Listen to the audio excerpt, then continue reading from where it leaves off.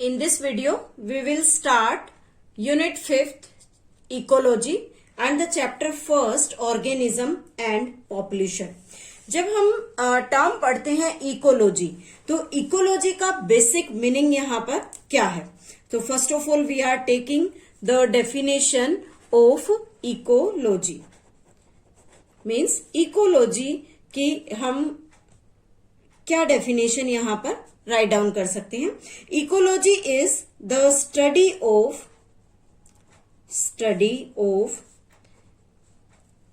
Inter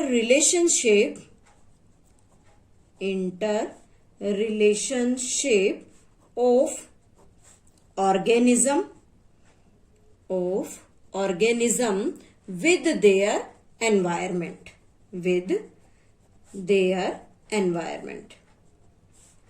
It means जब हम किसी भी स्पेसिफिक ग्रुप ऑफ ऑर्गेनिजम्स की बात करते हैं और कहते हैं कि ऑर्गेनिज्म और एनवायरनमेंट दोनों के बीच में जो एक रिलेशनशिप है, दैट रिलेशनशिप और the study of that interaction is known as ecology. और अगर हम इकोलॉजी को शो करना चाहें तो हम लिख सकते हैं कि organism depends on environment and the environment in turn also interacted with the organism or have the interrelationship. जब इकोलॉजी को स्टडी करते हैं तो सबसे पहले एक चीज माइंड में आती है कि इस इकोलॉजी में कौन कौन से ग्रुप जो हैं वो प्रेजेंट होंगे. तो उसके लिए हम एक टॉपिक लेते हैं इकोलॉजिकल हायरार्की मीन्स कैसे हम इकोलॉजिकल हायरार्की को डेवलप कर सकते हैं. तो सबसे पहले जब हम इकोलॉजिकल हायरार्की को स्टडी करते हैं तो उसमें फर्स्ट टर्म आती है हमारे पास organism, after that population, then we take community, after that ecosystem, then biome and biosphere. तो यहां से जब हम इकोलॉजी को स्टडी करते हैं तो हम देखते हैं कि जो ऑर्गेनिज्म है वो स्मॉलेस्ट हायरार्की यूनिट है, लेकिन जब बायोस्फीयर को स्टडी किया जाता है तो इट इज लार्जेस्ट फॉर्म. तो इस तरह से इकोलॉजिकल हायरार्की को हम स्टडी करते हैं. अब हम देखते हैं इनके सभी की डेफिनेशन कि इस इकोलॉजिकल हायरार्की में जितने भी मेंबर्स प्रेजेंट हैं या जितने भी ग्रुप्स प्रेजेंट हैं उनको हम कैसे एक्सप्लेन कर सकते हैं. तो फर्स्ट हम यहां ले रहे हैं organism means that is the smallest unit of ecological hierarchy. Organism may be small, large, unicellular और मल्टीसेल्यूलर. कोई भी हो सकता है, बड़ा हो सकता है, छोटा हो सकता है, यूनिसेल्यूलर सिंगल सेल का, या हम कहें मल्टी सेल्यूलर भी हो सकते हैं. तो इस तरह से हम देखते हैं कि जो इकोलॉजिकल हायरार्की है उसमें फर्स्ट जो पार्ट है हमारा ऑर्गेनिज्म का वो यहां पर प्रेजेंट होता है. And this is also named as the basic unit of ecological study. Ecological study की ये बेसिक यूनिट होती है. उसके बाद बात करते हैं पॉपुलेशन के बारे में कि पॉपुलेशन जो है वो कैसे जो इकोलॉजिकल हायरार्की है उसमें पार्टिसिपेट करती है. Population means A group of individuals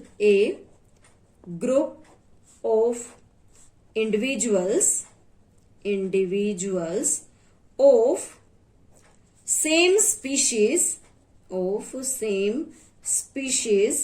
living at one place constitute a population. वो मिलकर एक पॉपुलेशन बनाता है. मीन्स किसी भी एक ज्योग्राफिकल एरिया में जो भी ऑर्गेनिजम्स रहते हैं और हम वहां बात कर रहे हैं अ ग्रुप ऑफ इंडिविजुअल्स की। मीन्स एक ग्रुप इंडिविजुअल का, सपोज दैट 5, 10 या हम कहें एक लार्ज नंबर वहां पर ग्रुप प्रेजेंट है और एक specific one place, it means एक स्पेसिफिक ज्योग्राफिकल एरिया में अगर वो प्रेजेंट है तो उस ग्रुप ऑफ इंडिविजुअल्स को वहां हम क्या नाम देते हैं, it is named as the population. तो पॉपुलेशन जो है वो कैसी भी हो सकती है, लोकल पॉपुलेशन हो सकती है। लोकल पॉपुलेशन मीन्स किसी पर्टिकुलर एरिया में रहने वाले ऑर्गेनिज्म, जैसे हम बात करें होमोसेपियंस की। उसके अलावा सिस्टर पॉपुलेशंस हो सकती हैं जिसमें different population of same kind of organism found in the different places. जैसे हिल्स पर जो लोकल पॉपुलेशन है प्लस प्लेन्स पर जो लोकल पॉपुलेशन है, दोनों में ऑर्गेनिज्म सेम है। जैसे होमोसेपियन जो हिल्स पर रहते हैं या हम बात करें कि होमोसेपियन जो प्लेन्स पर रहते हैं, तो उन दोनों को अगर मिक्स करते हैं तो वो क्या बन जाता है, हमारा सिस्टर पॉपुलेशन बनता है। तो इस तरह से पॉपुलेशन जो है वो सब ग्रुप्स में भी डिवाइड की जा सकती है। उसके बाद हमारा थर्ड कंटेंट आता है कम्युनिटी। मीन्स कम्युनिटी क्या होती है, community means group of organism, group of organism of different species that live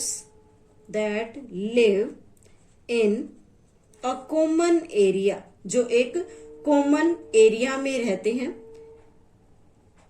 and inter related, एक दूसरे से रिलेट करते हैं, इंटर रिलेटेड, एंड इंटरडिपेंडेंट, और जो एक दूसरे पर डिपेंड भी करते हैं। मीन्स यहां हम बात कर रहे हैं ग्रुप ऑफ ऑर्गेनिजम्स की, कि एक स्पेसिफिक ग्रुप ऑफ ऑर्गेनिजम्स है जो डिफरेंट स्पीशीज का है। मीन्स ग्रुप ऑफ ऑर्गेनिज्म लेकिन डिफरेंट स्पीशीज का, but they live in a common area.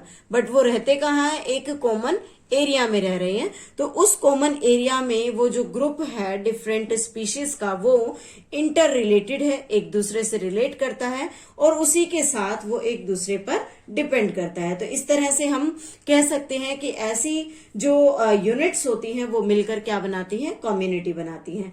अब जब हम बायोटिक कम्युनिटी की बात करते हैं तो बायोटिक कम्युनिटी में क्या क्या प्रेजेंट हो सकता है, there will be the animal community, also there will be the plant community, animal community, plant community will be there, as well as there will be the microbial community. It means animal community, plant community, as well as the microbial community. All communities are of different species, but they are present in a common area. ये एक common area में present होती हैं और जो एक दूसरे से रिलेट करती हैं और एक दूसरे पर डिपेंड करती हैं। तो इस तरह से हम एक स्पेसिफिक कम्युनिटी को डिस्क्राइब करते हैं। नेक्स्ट है हमारे पास ecosystem. Ecosystem means the total living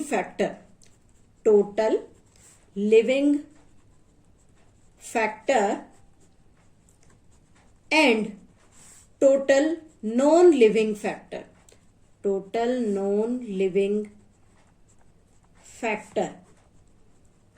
of the environment present in a particular area. It means कि एक स्पेसिफिक एरिया की बात कर रहे हैं, उस स्पेसिफिक एरिया में टोटल जो लिविंग फैक्टर है, लिविंग फैक्टर मीन्स हम यहाँ कह सकते हैं बायोटिक फैक्टर, और टोटल जो नॉन लिविंग फैक्टर है जिसे हम यहाँ पर ए बायोटिक फैक्टर का नाम देते हैं। तो जब हम बात करते हैं कि किसी एरिया का स्पेसिफिक बायोटिक और ए बायोटिक फैक्टर किसी स्पेसिफिक एनवायरनमेंट में एक पर्टिकुलर एरिया पर प्रेजेंट है, उसे हम इकोसिस्टम का नाम देते हैं। और ecosystem depending upon the formation अलग अलग हो सकते हैं। जैसे हम बात करें तो natural ecosystem, may be the artificial ecosystem. We will discuss about all these types of ecosystem in the next chapter in detail. उसके साथ ही नेचुरल इकोसिस्टम जो है वो मैन मेड जो नेचर में प्रेजेंट होता है, और आर्टिफिशियल इकोसिस्टम जिसे मैन प्रोड्यूस करता है। तो इस तरह से इकोसिस्टम को हम डिफरेंट ग्रुप्स में डिवाइड कर सकते हैं। नेक्स्ट आता है biome. What is biome? Biome में हम बात करते हैं किसी भी लार्ज इकोसिस्टम की। The large ecosystem is called biome. Large ecosystem को बायोम का नाम दिया जाता है। और जब हम बायोम को स्टडी करते हैं तो इकोसिस्टम कोई भी हो सकता है। It may be the aquatic ecosystem, it may be the terrestrial ecosystem. For example, there is the large aquatic ecosystem as well as there will be the terrestrial ecosystem। इन सभी को टोटली हम क्या कहते हैं कि ये सभी एक स्पेसिफिक बायोम को रिप्रेजेंट करते हैं। और बायोम की अगर बात करें तो डिफरेंट टाइप्स के बायोम्स प्रेजेंट होते हैं। जैसे टुंड्रा बायोम है, उसके अलावा कॉनिफेरस लीव्स या कॉनिफेरस प्लांट से बिलोंग करने वाला बायोम है। टेम्परेट डेसिडुअस फॉरेस्ट है बायोम है, ट्रॉपिकल रेन फॉरेस्ट है, डेजर्ट बायोम है। तो डिफरेंट टाइप्स के बायोम्स हैं जो एक लार्ज इकोसिस्टम को होल्ड करते हैं। Next and the last term of ecological hierarchy is biosphere. कि एक स्पेसिफिक बायोस्फीयर किसे कहा जाता है? तो बायोस्फीयर का मतलब है कि किसी एरिया में प्रेजेंट जो एक बड़ा इकोसिस्टम है, उस बड़े इकोसिस्टम में जो भी लिविंग और नॉन लिविंग थिंग्स प्रेजेंट होती हैं, कंबाइंड फॉर्म में प्रेजेंट होती हैं, उससे एक बिग इकोसिस्टम बनता है। एंड दैट इकोसिस्टम जो कंप्लीट इकोसिस्टम्स हैं किसी भी स्पेसिफिक एरिया के, उन इकोसिस्टम को कलेक्टिवली हम यहाँ पर बायोस्फीयर का नाम देते हैं। तो we can define it all the living and non-living things of the earth combines together एक साथ कंबाइन करते हैं to constitute a big ecosystem, और मिलकर एक बिग इकोसिस्टम फॉर्म करती हैं। And that big ecosystem is called biosphere. और उसी इकोसिस्टम को यहाँ हम बायोस्फीयर का नाम देते हैं। जब हम बायोस्फीयर को डिस्क्राइब करते हैं तो हम अलग अलग टाइप का बायोस्फीयर पढ़ते हैं। जैसे अगर बात करें तो लिथोस्फीयर है। लिथोस्फीयर में हमेशा हम जो लिविंग और नॉन लिविंग कंपोनेंट है वो अर्थ सरफेस पर बात करते हैं। उसके अलावा हम लेते हैं एग्जांपल हाइड्रोस्फीयर का। तो हाइड्रोस्फीयर की जब बात करते हैं तो इसमें सिंपल वाटर में प्रेजेंट लिविंग और नॉन लिविंग ऑर्गेनिजम्स की बात होती है। और लास्ट में हम पढ़ते हैं एटमॉस्फेयर। एटमॉस्फेयर मीन्स जब एयर कॉन्स्टिट्यूएंट के अंदर किसी भी लिविंग या नॉन लिविंग थिंग को डिस्क्राइब किया जाता है। So this is all about the introduction of the ecology as well as the different terms or units of ecological hierarchy.